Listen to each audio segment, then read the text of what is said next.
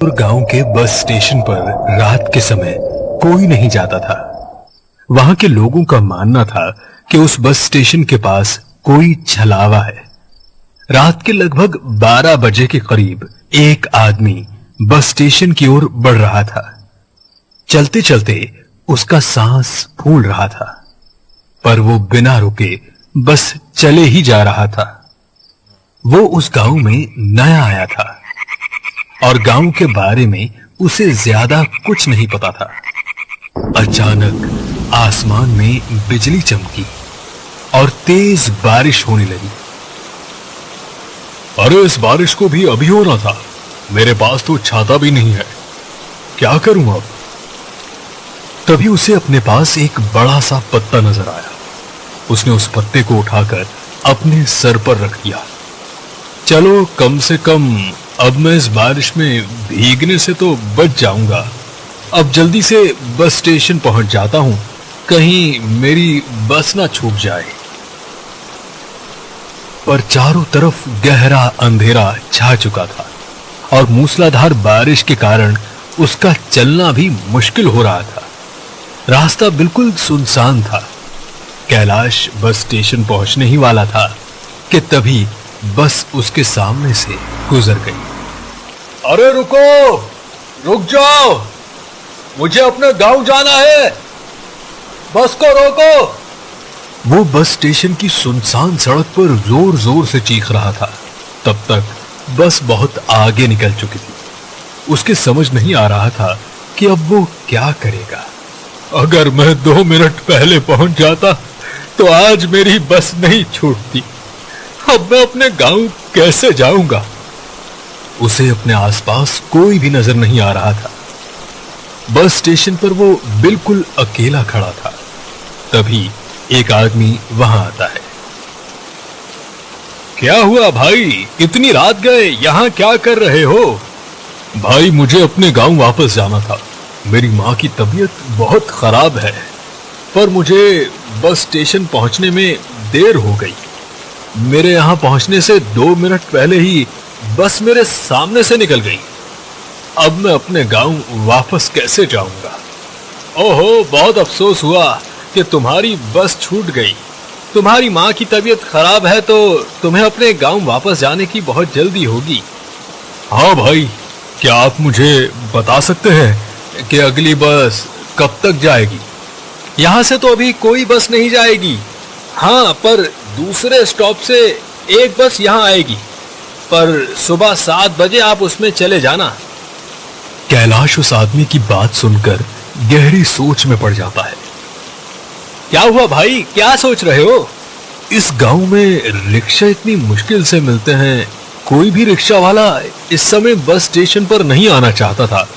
मैं अपने घर से इतनी दूर पैदल चलता हुआ आया हूं। मुझे समझ नहीं आता यहां आने से लोग इतना डरते क्यों हैं। ऐसा भी आखिर क्या है यहाँ? अरे भाई, गांव के लोगों का मानना है कि यहाँ कोई छलावा है। जो भी यहाँ आता है वो जिंदा बच के वापस नहीं जाता। तभी तो यहाँ आने से लोग डरते हैं। इसलिए इसका नाम अंधेरी बस स्टेशन है। आपका यहाँ रुकना बिल्कुल ठीक नहीं है। आप वापस अपने घर चले जाओ। अगर मैं घर वापस गया तो मेरा यहाँ सुबह 7 बजे वापस आना बहुत मुश्किल हो जाएगा।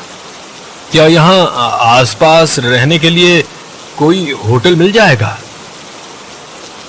होटल का तो पता नहीं, पर पास में एक चाय की दुकान है। आप वहां जाकर कुछ देर इंतजार कर सकते हो।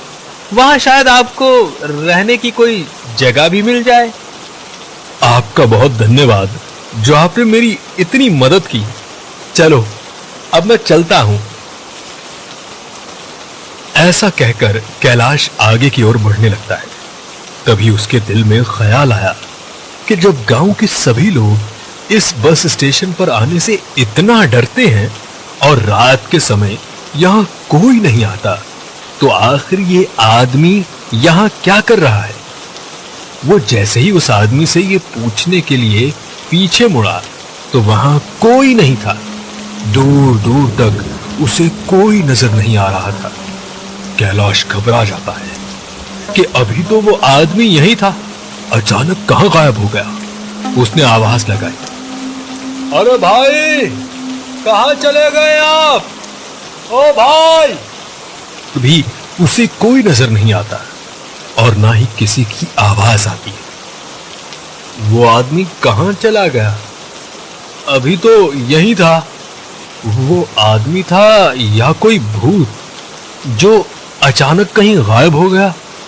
यहां रुकना मेरे लिए ठीक नहीं है, मुझे यहां से तुरंत निकलना होगा। फिर वो जल्दी से वहां से आगे की ओर बढ़ जाता है, पर दूर दूर तक उसे कोई ऑटो वाला नजर नहीं आ रहा था। बारिश अब भी लगातार हो रही थी। इस बारिश में घर जाना तो बहुत मुश्किल है। मुझे यहीं आसपास रहने के लिए कोई जगह ढूंढनी होगी। वो ये सोचकर थोड़ा दूर ही चला था, तभी उसे एक चाय की दुकान नजर आती है। कैलाश सोच में पड़ जाता है।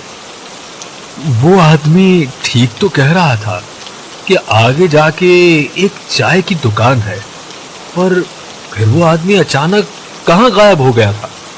चलो इस अंधेरी रात और बारिश में मुझे कम से कम कोई आदमी तो मिला। मैं इस आदमी से जाकर पूछता हूं, क्या पता मुझे रहने के लिए कोई जगह भी मिल जाए। फिर कैलाश उस चाय वाले की दुकान पर जाता है। अरे भाई एक कप चाय देना। साहब जी आप बैठो, मैं अभी चाय बनाता हूं। फिर कैलाश एक कुर्सी पर बैठ जाता है। आसमान में बिजली लगातार चमक रही थी और उस रात की बारिश भी काफी खौफनाक लग रही थी। तभी चाय वाला बोला, साहब जी ये लो, आपकी चाय तैयार है। फिर कैलाश चाय पीता है, पर चाय का जायका उसे कुछ अजीब सा लग रहा था। ये चाय इतनी अजीब क्यों लग रही है? शायद माँ की तबीयत की वजह से मैं काफी परेशान हूं, इसलिए मुझे कुछ अच्छा नहीं लग रहा। फिर कैलाश उस चाय वाले से पूछता है, भाई आप इतनी सुनसान जगह में अकेले दुकान खोल के बैठे हो, आपको डर नहीं लगता? भाई मैं इतनी रात गए यहाँ सिर्फ आप जैसे लोगों के लिए बैठता हूँ जो रात को यहाँ आकर चाय पीते हैं, और वैसे भी डर किस बात का? डरने की कोई वजह भी तो होनी चाहिए ना।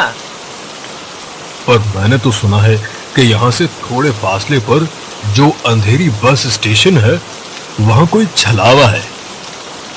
जो भी रात को वहां जाता है वो छलावा उसे जिंदा नहीं छोड़ता। हाँ साहब जी, ये बात तो सच है कि वहां छलावा है और रात के समय वहां गलती से भी कोई नहीं जाता।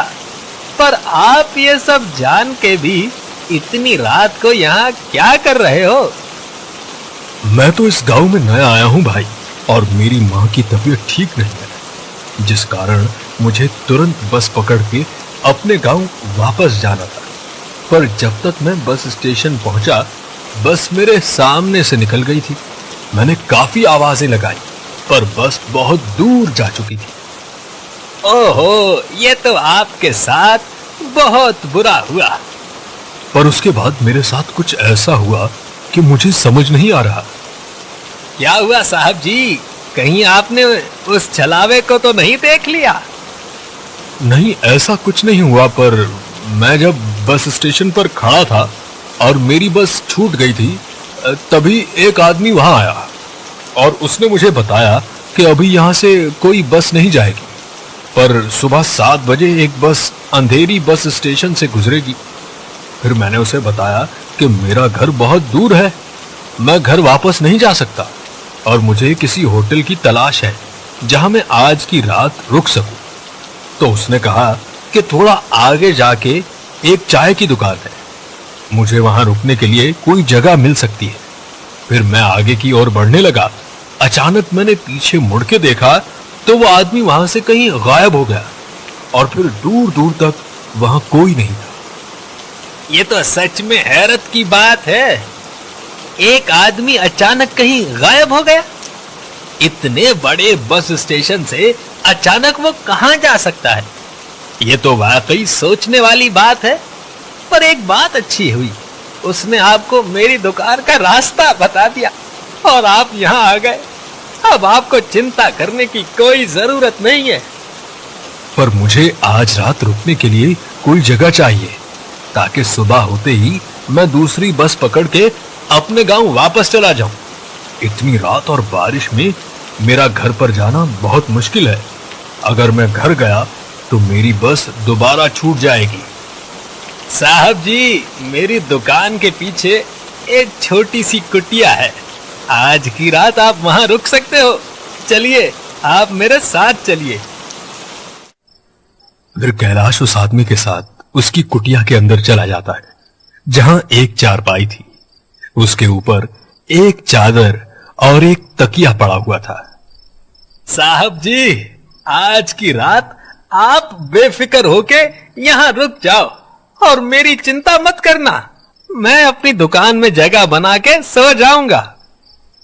ऐसा कहकर वो आदमी वहां से चला जाता है और उसके जाने के बाद कैलाश चादर ओढ़कर सो जाता है। रात काफी ज्यादा हो चुकी थी और अब बारिश भी रुक गई थी। तभी किसी की आवाज आती है, कैलाश, कैलाश, उठो, देखो तुमसे मिलने कौन आया है। तभी कैलाश नींद से उठ जाता है तो वो अपने सामने का मंजर देख के हैरान रह जाता है। पूरी कुटिया में आग फैल चुकी थी। चारों तरफ आग के शोले भड़क रहे थे। बचाओ, बचाओ, आग लग गई है, कोई मुझे बचाओ, मैं मर जाऊंगा। तभी कैलाश को एक भूत अपने सामने नजर आता है। उसकी आंखें लाल हो रही थी और उसके लंबे लंबे दांत। देख कैलाश, तेरी मौत आई है। अब तुझे मुझसे कौन बचाएगा? यहाँ तुझे बचाने के लिए कोई आने वाला नहीं। तभी कैलाश को याद आता है कि उसकी मां ने उसे रक्षा कवच दिया था। वो रक्षा कवच अपनी जेब से निकाल के हाथ में पकड़ लेता है और उस कुटिया से बाहर निकल आता है। वो रक्षा कवच अब भी उसके हाथ में था। तभी उसे चक्कर आते हैं और वो वहीं गिरकर बेहोश हो जाता है।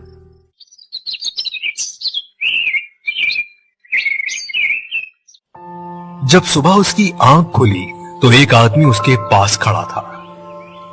अरे भाई, मैं यहाँ से अपनी बैलगाड़ी लेकर गुजर रहा था, तभी मैंने देखा कि तुम यहाँ बेहोश पड़े हो। तुम ठीक तो हो ना? और तुम बेहोश कैसे हुए? फिर कैलाश सारी बात उस आदमी को बताता है। तुम्हें रात के समय यहाँ नहीं आना चाहिए था। तुम्हारा नसीब अच्छा है जो तुम बच गए, वरना वो छलावा तुम्हें जिंदा नहीं छोड़ता। हाँ, पर बस स्टेशन पर मुझे जो आदमी मिला था वो कौन था? भाई, बस स्टेशन पर जो आदमी तुम्हें मिला था वो भी छलावा था, जिसने तुम्हें उस चाय की दुकान का रास्ता बताया। बहुत साल पहले यहाँ एक चाय की दुकान थी जिसमें आग लग गई थी। वो चाय वाला अपनी कुटिया में सो रहा था और दुकान के साथ उसकी कुटिया भी जल के राख हो गई थी। तब से उस चाय वाले की आत्मा एक छलावा बन गई है और जो भी रात को इस रास्ते या उस बस स्टेशन के पास से गुजरता है वो उस छलावे का शिकार हो जाता है। तभी तो गांव के लोग 8 बजे के बाद इस रास्ते से नहीं गुजरते। कैलाश ने देखा कि रात को जिस जगह वो दुकान और कुटिया थी, सुबह वहां कुछ भी नहीं था। कैलाश समझ गया था कि रात को जो कुछ हुआ वो सब छलावा था और उस रक्षा कवच के कारण उसकी जान बच गई, वरना आज वो जिंदा नहीं होता। कैलाश को दूसरा जीवन मिला था और उसने अब सोच लिया था कि वो अब रात के समय उस अंधेरी बस स्टेशन पर दोबारा कभी नहीं आएगा।